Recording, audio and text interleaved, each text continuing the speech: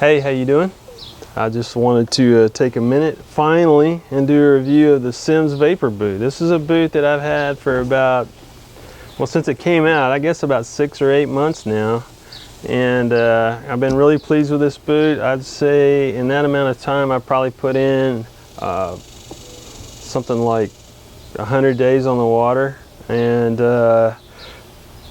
100 days in this boot on the water, and I really like the way it performs. You know, it's really hard to come by boots that are ultralights that withstand the kind of tests we put them through, and also manufacturers don't seem to be or see the demand in the ultralights like they do in the heavier boots with the studs and the things that go with waders and everything else. You know, this is a wet, I use this for wet wading at this size.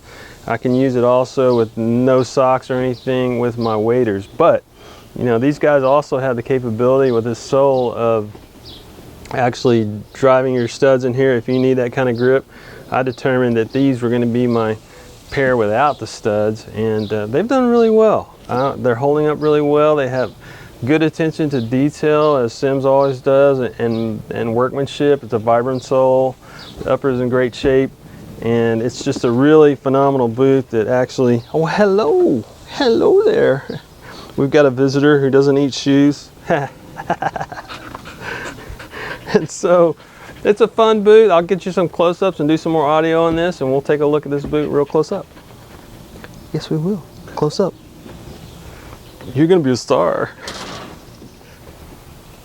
So for you guys that are kind of new to the whole fly fishing thing and needing your first pair of boots, let me tell you right off the bat, the one thing you want to carry with you at all times, not literally on your body, but at least in your car or with your gear that you leave in your car, is an extra set of laces. I was saying earlier that I've had these probably 100 days on the water, and I can see right now when I actually look at them real close that these laces are about ready to go. Now, one thing that, here, let me show you these laces just so you can see what I'm talking about. Down here where you put the most tension, you get also get the most friction wear, and so these laces right here are ready to go. Now, one thing they did do that I really like is they put this little hook right here, this D-ring right in here, and sewed it in. That's to hook your gravel guards on your waders to, and take the friction off of the lace, which is the way they used to do it.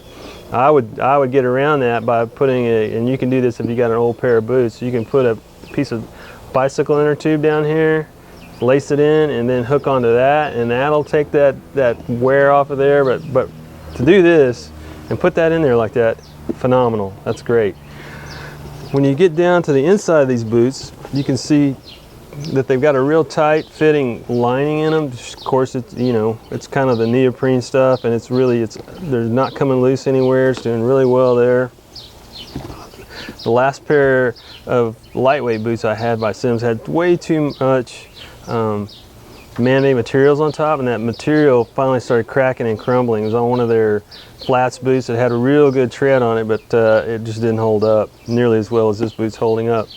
On the bottom, of course, you've got the Vibram sole, which is, Vibram is like the de facto best soles out there. I can see now that I'm looking at these, definitely put some wear on them, and that's just from probably a lot from the zebra mussels now, which is something you got to consider. They're not slippery, but they're definitely going to take a toll on your boots and your bare feet and anything else you have that's not protected. So be very careful due to zebra mussels.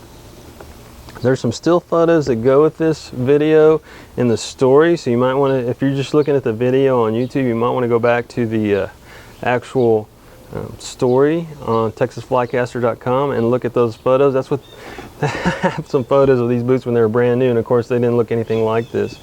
For me, I've got a fairly narrow or skinny foot. It's not really narrow, it's just skinny, so the top is going to be gathered more. And I also have, you know, fairly narrow heels too. So what I did is I took, and you have to make adjustments. I took these guys right here and just put these in to kind of take up some space, and it adds a little cushioning too. Just spend $10 on these, and they aren't going to wear out any faster than your shoes. Actually, they'll do quite well. And another thing you want to think about when you're trying on boots at the store, and I strongly suggest that you get on, if you're in the North Texas area, you go to Tailwaters in Dallas and check out their selection. I was helping a guy there the other day, I think it was on Friday, and he did the smart thing. He brought his own waders and he brought his own booties and socks and everything so that he could really check every which way that the boots he was trying on would fit. And that saved him a lot of heartache, because if you get your size wrong in your boots and you bought them and you've worn them, you think you can't, you know, do anything about it, and that can be painful. That can be a painful thing. So these are the Simms Vapor boots. I'm really satisfied with these. We're about 6 months in, and we'll check again in about 6 more months and see what's left of them. I would imagine that they'll be just about done in 6 months' time. Another photo that I have on that story on the Texas Flycaster site is of all the boots I have. I just can't bring myself to throw them away. So anyway, hope you enjoyed this look at the Simms boot. And if you have any questions, let me know. Just email me, fly@texasflycaster.com, and I'll be glad to answer your questions.